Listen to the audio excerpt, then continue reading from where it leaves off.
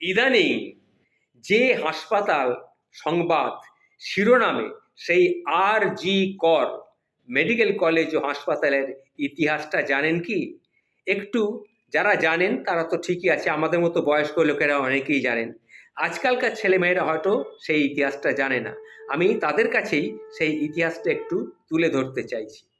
বেলগাছিয়া থেকে দমদম বাড়ি বাড়ি সাইকেল চালিয়ে ঘুরছেন একজন ডাক্তার। মাথায় একটা টুপি আর সাইকেলে ঝোলানো ক্যাম্বিসের ব্যাগ।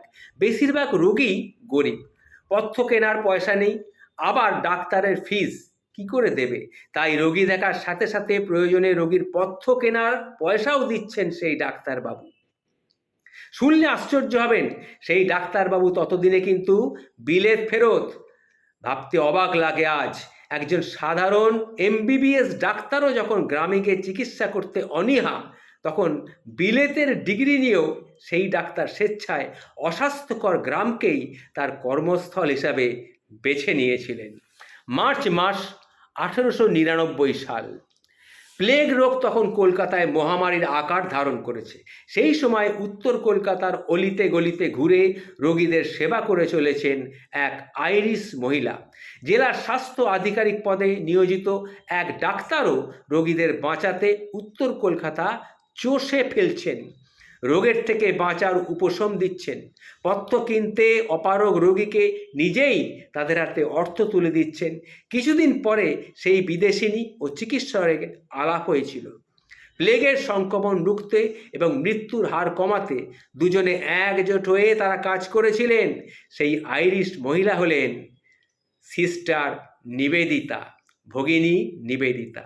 আর সেই চিকিৎসক কে ছিল জানেন? সেই চিকিৎসক ছিলেন ডাক্তার রাধা গোবিন্দ কর, যার নামে আজকের আর.জি. কর হসপিটাল।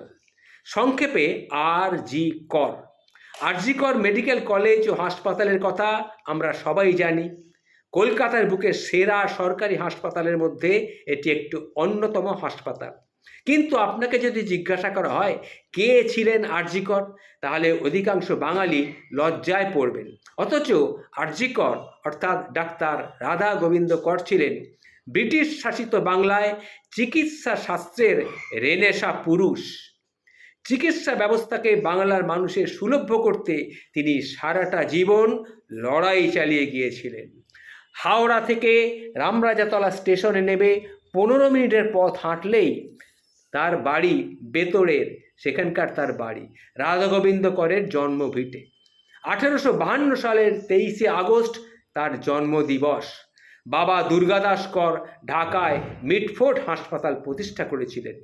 পড়াশোনায় অসম্ভব মেধাবী রাধা গোবিন্দ কর হেয়ার স্কুল থেকে প্রবেশিকা পরীক্ষায় পাশ করার পর চিকিৎসা বিজ্ঞানের পাঠ গ্রহণের জন্য 1880 সালে কলকাতার মেডিকেল কলেজে ভর্তি হন। পড়াশোনার পাশাপাশি ছিল থিয়েটারের প্রতি তার মারাত্মক একটা টান। 1883 সালে কলকাতা ছেড়ে স্কটল্যান্ডে পাড়ি দেন তিনি, সেই রাধা গোবিন্দ কর। ভর্তি হন এডিনবরা বিশ্ববিদ্যালয়ে। 1887 সালে এডিনবরা বিশ্ববিদ্যালয় থেকে চিকিৎসায় শ্রেষ্ঠ অলঙ্কারে ভূষিত হলেন তিনি MRCP হয়ে। বন্ধু বান্ধব আত্মীয় স্বজন সকলেই তাকে ইংল্যান্ড থেকে সরাসরি ডাক্তারি করার জন্য বলেছিলেন, কিন্তু তাদের কারো কথাই তিনি শোনেননি। তাকে বিলেতে আটকে রাখা যায়নি, তিনি চলে এসেছিলেন। তিনি বলেছিলেন, না, আমার জন্মভূমির, আমার মাতৃভূমি বাংলা, আমি তারই সেবা করব। একজন বিলেত ফেরত ডাক্তার হয়ে তিনি দাঁড়ালেন এই বাংলার অসংখ্য অসহায় মানুষের পাশে। ইনি হচ্ছেন ডাক্তার রাধা গোবিন্দ কর, যার নামে আজকের আর.জি. কর হসপিটাল। সেই সময় চিকিৎসাবিদ্যা পড়ানো হতো ইউরোপীয় চিকিৎসা। শিক্ষা ব্যবস্থায় এটাই ছিল। সমস্যায় পড়তেন সাধারণ পরিবারের অনেক চিকিৎসাবিদ্যা পড়তে আসা বঙ্গ সন্তানেরা। তৎকালীন সময়ে চিকিৎসা বিজ্ঞানে বাংলায় কোনো বই ছিল না, তাই ডাক্তারি পাশ করার আগেই বাংলা ভাষায় চিকিৎসা বিজ্ঞানের বই লেখার কাজে তিনি হাত দিয়েছিলেন। 1871 সালে প্রকাশিত তার প্রথম বই ডিশক বন্ধু অন্যান্য বইগুলির মধ্যে উল্লেখযোগ্য হয়েছিল। এছাড়াও তার উল্লেখযোগ্য বইগুলি হলো সংক্ষিপ্ত শারীরতত্ত্ব, রোগী পরিচর্যা, ভীষক সুহিত, প্লেগ, স্ত্রীরোগ চিত্তাবলী, সংরক্ষিত তত্ত্ব, এই সমস্ত বা বাল চিকিৎসা, এই সমস্ত বই তার ছিল। কবিরাজি ডাক্তার হিসাবেও তার খ্যাতি হয়েছিল। সবকটি বই লেখা হয়েছিল কিন্তু বাংলা ভাষায়। ইংরাজি জানা ডাক্তারি ক্লাসের ছাত্ররাও সেই বইগুলি কিন্তু পড়তেন। শুধুমাত্র চিকিৎসা বিজ্ঞানে বই লিখে যে বাংলার সমস্যার সমাধান করতে তিনি উদ্যোগ হয়েছিলেন তা কিন্তু নয়।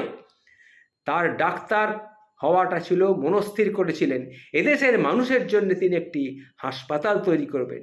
কিন্তু টাকা কোথায়? এত টাকা তিনি পাবেন কোথায়? ঠিক করলেন ভিক্ষা করবেন, নিজের সব কিছু তিনি বিক্রি করে দেবেন। যেমন ভাবা ঠিক সেই রকম কাজ। কলকাতার বড় লোক ধনীদের কাছ থেকে ভিক্ষা করতে তিনি শুরু করলেন। কলকাতায় তখন দিনের বড় লোকের বাড়িতে আনন্দ অনুষ্ঠান হলে বা বিয়ে বাড়ির অনুষ্ঠানে ডাক্তার কর গেটের সামনে দাঁড়িয়ে থাকতেন আর অতিথি অভ্যাগতদের সামনে ভিক্ষা চাইতেন। অনুরোধ করছি কিছু টাকা পয়সা যদি সাহায্য করেন খুব উপকার হয় সবার জন্যে, তাহলে একটা হাসপাতাল আমি তৈরি করতে পারি। এইভাবে তিনি ডাক্তার রাধা গোবিন্দ কর সবার কাছে ভিক্ষে করতেন। সবাই দেখেছেন একজন বিলেত ফেরত এমআরসিপি ডাক্তার মানুষের হাসপাতাল করার জন্যে ভিক্ষা চাইছেন। পরিচিতরা বিস্মিত হয়ে জিজ্ঞাসা করলে, স্যার ডাক্তারবাবু আপনি? শ্রদ্ধায় তারা তাদের সাধ্যমতো সহযোগিতা করত। কেউ কেউ মুখ বেঁকিয়ে আবার পাশ কাটিয়ে চলেও যেত। শত অপমান সহ্য করেও এই নিরহংকার মানুষটি হাসপাতাল তৈরির স্বপ্ন থেকে কিন্তু কখনো পিছিয়ে আসেননি।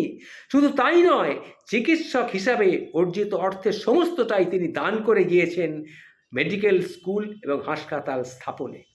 এইভাবেই ভিক্ষা করে নিজের যাবতীয় বিক্রি করে 25,000 টাকায় বেলগাছিয়ায় 12 বিঘা জমি কিনে ছিলেন ডাক্তার রাধা গোবিন্দ কর। এরপর 70,000 টাকায় ব্যয় গড়ে উঠেছিল এই হাসপাতাল। সেই সময় শয্যা সংখ্যা ছিল 30, ঠিকানা 1 নম্বর বেলগাছিয়া রোড। হাসপাতাল পরিদর্শনে এসে 18,000 টাকা দান করেছিলেন স্বয়ং প্রিন্স অ্যালবার্ট ভিক্টর। তাই হাসপাতালের নাম রাখা হয় অ্যালবার্ট ভিক্টর হাসপাতাল। 1904 সালে রাধা গোবিন্দর উদ্যোগের সঙ্গে মিশে যায় college of physicians and surgeons of Bengal. তারও 10 বছর পরে মেলে কলকাতার বিশ্ববিদ্যালয়ের অনুমোদন, আত্মপ্রকাশ করে বেলগাছিয়ায় মেডিকেল কলেজ। কিন্তু সেই নাম বেশি দিন স্থায়ী হয়নি। 1916 সালের 5ই জুলাই মেডিকেল কলেজের দ্বিতল ভবনের উদ্বোধন করেন লর্ড কারমাইকেল। তার সম্মান তখন তার নাম বদলে যায়। দেশ স্বাধীন হওয়ায় শেষ পর্যন্ত কারমাইকেল মেডিকেল কলেজ হিসেবেই পরিচিত ছিল এই চিকিৎসা কেন্দ্রটি। কিন্তু 1848 সালে তীব্র আর্থিক সংকটের সময় ফের নাম বদলের দাবি ওঠে। পশ্চিমবঙ্গের তৎকালীন মুখ্যমন্ত্রী বিধানচন্দ্র রায় অবশ্য তা হতে দেননি। তার উদ্যোগেই ডাক্তার রাধা গোবিন্দ করের নামেই এই কলেজের নাম রাখা হয়। আবার বলছি, শুনে রাখুন, ডাক্তার বিধানচন্দ্র রায় তৎকালীন মুখ্যমন্ত্রীর উদ্যোগেই এই হসপিটালের নাম আবার নতুন করে রাখা হয় আরজি কর হসপিটাল, অর্থাৎ ডাক্তার রাধা গোবিন্দ করের নামেই এই কলেজের মেডিকেল কলেজের নাম রাখা হয়। রোগীকে যাতে চড়া দাম দিয়ে বিদেশি ওষুধ কিনতে না হয় সেদিকেও তার কিন্তু কড়া নজর ছিল, সেটাও খেয়াল করতে হবে। 1918 সালের 19শে ডিসেম্বর ইনফ্লুয়েঞ্জা আক্রান্ত হয়ে তিনি শেষ নিঃশ্বাস ত্যাগ করেন এই রাধা গোবিন্দ কর।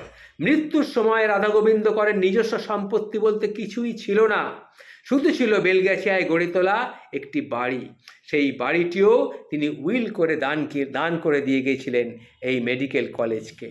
রাধা গোবিন্দ কর ছিলেন 19 শতকের বাংলার চিকিৎসা শাস্ত্রের প্রকৃত রেনেসাঁ পুরুষ। আজ দেখুন কি দুর্ভাগ্য আমাদের, আজ সেখানেই চলছে কি অরাজকতা। তাই আপনাদের সামনে এই অরাজকতার দিনে আজ আমি আরজি কর হসপিটালের আসল উদ্বোধনের তথ্যটি তুলে ধরলাম। কার নামে আরজি কর হসপিটাল, তিনি কীরকম মানুষ ছিলেন, আর সেখানে আজকে কি হচ্ছে দেখুন। নমস্কার।